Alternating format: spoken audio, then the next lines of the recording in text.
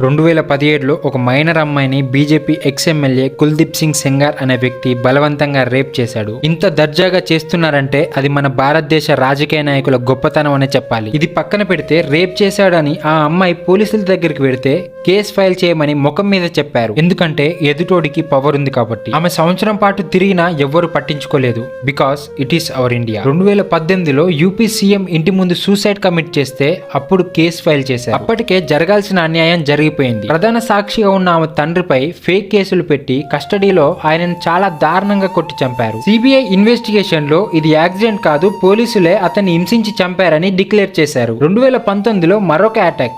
Rape జరిగిన అమ్మాయి వాళ్ళిద్దరి అత్తయ్యలతో కలిసి న్యాయం కోసం కోర్టుకు వెళ్తుంటే వారిని ట్రక్ తో యాక్సిడెంట్ చేపించి దారుణంగా చంపేశారు. ఆ యాక్సిడెంట్ లో ఆమె బ్రతికింది. ఇన్ని జరిగిన తర్వాతే, వాడు ఇంత కోల్పోయిన తర్వాతే కుల్దీప్ సింగ్ అనే వాడికి లైఫ్ టైం జైలు శిక్ష పడింది. అది కన్ఫర్మ్ అయిన తర్వాత కూడా 2025 డిసెంబర్ 23న మళ్ళీ బెయిల్ వచ్చింది. తనకు పడ్డ శిక్ష సస్పెండ్ అయిందని.